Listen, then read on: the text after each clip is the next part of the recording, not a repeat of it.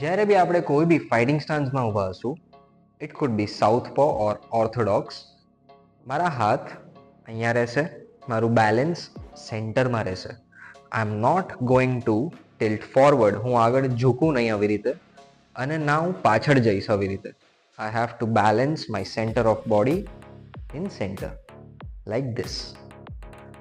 નાઉ હવે આપણે જઈએ ફૂટવર્કની તરફ.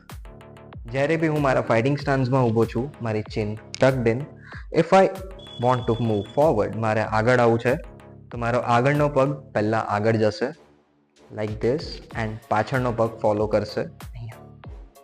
Similarly if I want to move again, if I want to go back, મારે પાછળ જવું છે તો પાછળનો પગ પહેલાં પાછળ જશે, પછી મારો આગળનો પગ એને ફોલો કરશે, just like this. I show you again.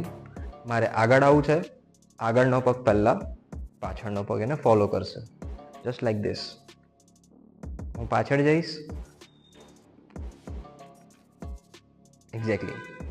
Now if I want to move left, મારે લેફ્ટ સાઈડ જવું છે, તો મારો લેફ્ટ લેગ પહેલાં લેફ્ટ સાઈડ જશે, like this. Okay. If I want to go right side, right leg જશે પહેલાં right side. If I want to move again to the left side, left leg first.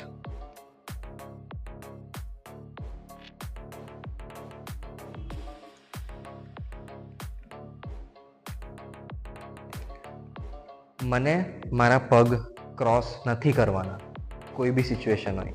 હું આવી રીતે ચાલીને આગળ નથી આવી શકતો. ઓર એલ્સ મારે જ્યારે લેફ્ટ કાં તો રાઈટ જવું છે, તો હું મારા પગ આવી રીતે ક્રોસ કરીને નથી જઈ શકતો.